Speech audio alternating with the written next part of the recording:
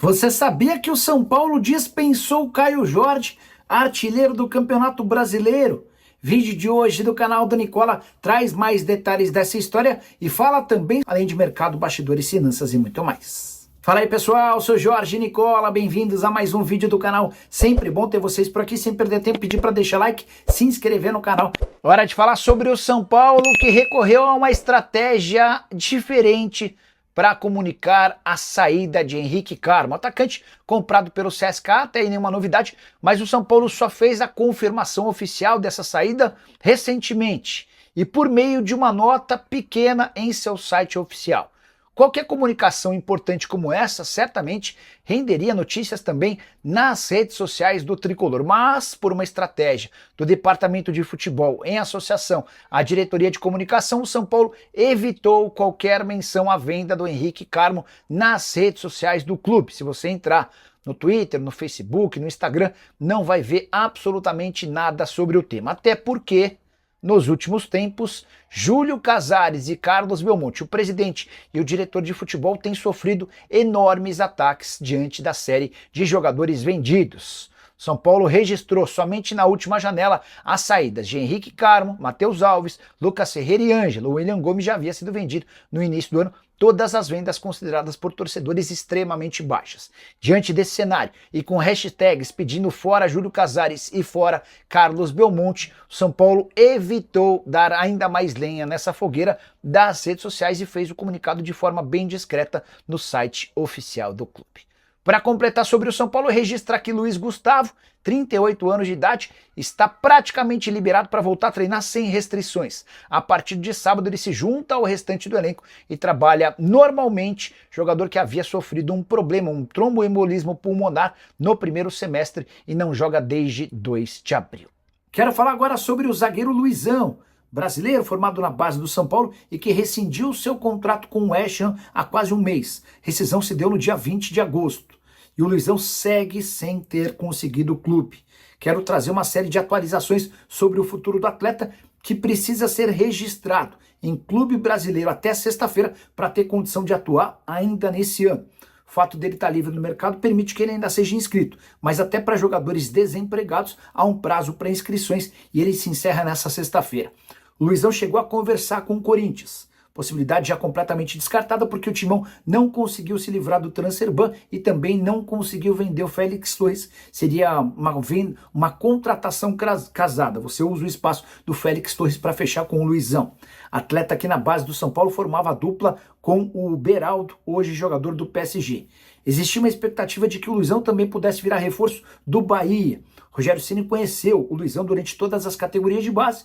O Cadu Santoro, que é o responsável pelas contratações do Bahia, havia aprovado a contratação do Luizão, mas o Rogério acabou por vetar esse negócio. O Santos abriu conversas, mas optou por 2 jogadores estrangeiros, o Adonis Frias e o Alexis Duarte, 2 negociações caras, em que o Santos precisou desembolsar dinheiro com o Luizão. As negociações seriam gratuitas. Para completar, Vasco e Grêmio também abriram conversas, mas não levaram a história adiante. Hoje, existe uma possibilidade real de o Luizão reforçar o Goiás, um dos favoritos ao acesso na Série B. Atleta que também é pretendido por um time dos Emirados Árabes Unidos, uma das poucas janelas de transferência que seguem abertas. Hora de falar sobre o São Paulo, que dispensou o Caio Jorge. Logo, o artilheiro do futebol brasileiro, jogador convocado que atuou por alguns minutos sob o comando de Carlo Ancelotti na seleção nacional na última data FIFA. Essa história foi contada pelo próprio Caio Jorge em uma entrevista a um podcast do Cruzeiro. Ele conta que antes de explodir no Santos, passou um período de treinos no CT de Cotia. Abre aspas para o Caio Jorge. Fiquei por 2 semanas fazendo testes no São Paulo. Fiz gol de todo jeito, mas eu era um pouco franzino. E eles falaram que eu não tinha altura suficiente. Caio Jorge completa contando que tentaram empurrá-lo para o Vitória. Abre aspas para o atacante, queriam me mandar para o Vitória, mas eu estava decidido a ficar no Sudeste. E foi aí que apareceu o Santos.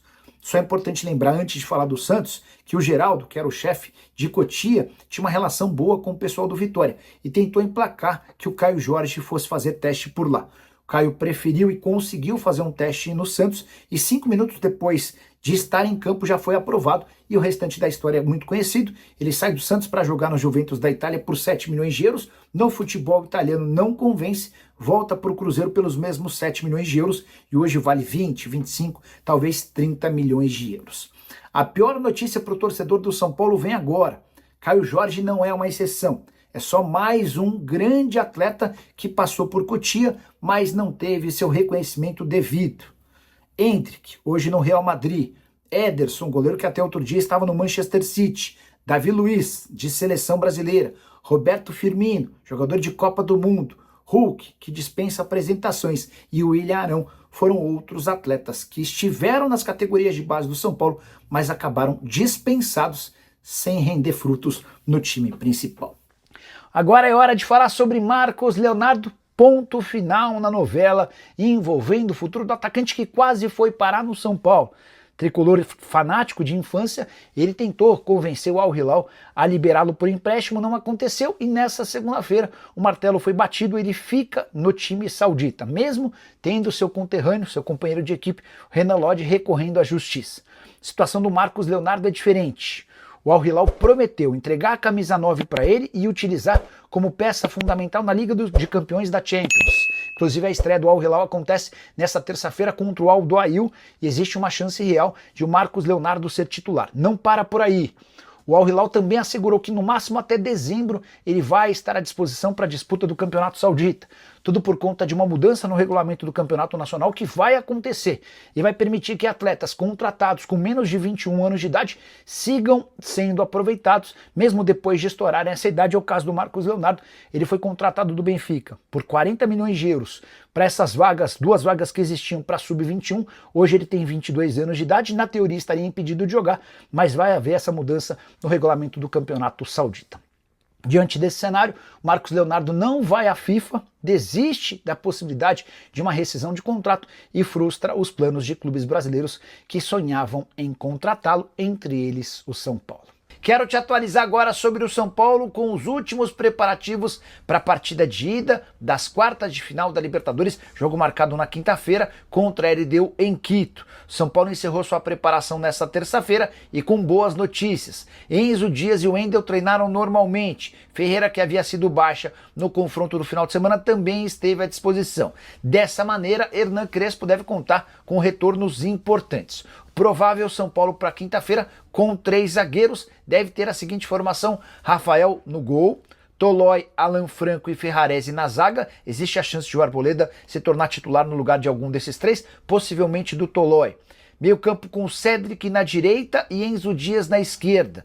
Alisson, Pablo Maia e Rodriguinho devem formar o trio de meio campistas. No ataque, Luciano e Ferreira. Em relação a Lucas Moura, ainda não deve ficar à disposição para a partida dessa quinta-feira. Já dá para cravar que Oscar e Luiz Gustavo estão fora do jogo. São Paulo viaja na quarta, vive cerca de 24 horas lá em Quito, na cidade a 2.850 metros acima do nível do mar. São Paulo precisa voltar com pelo menos um empate para, na quinta-feira da semana seguinte, assegurar a classificação para a semifinal da Libertadores. Rapaziada boa, ficamos aqui com aquele giro de notícias super importantes do maior clube brasileiro, claro que a gente tá falando do São Paulo. Se você ficou no vídeo até agora, não esqueça de deixar aquele like, se inscreva no canal, ativa aí também o sino das notificações para ficar por dentro de todas as atualizações do Tricolor Paulista, combinado? E a gente vai ficando por aqui naquele pique. Um grande abraço para você, até o próximo vídeo. Fui!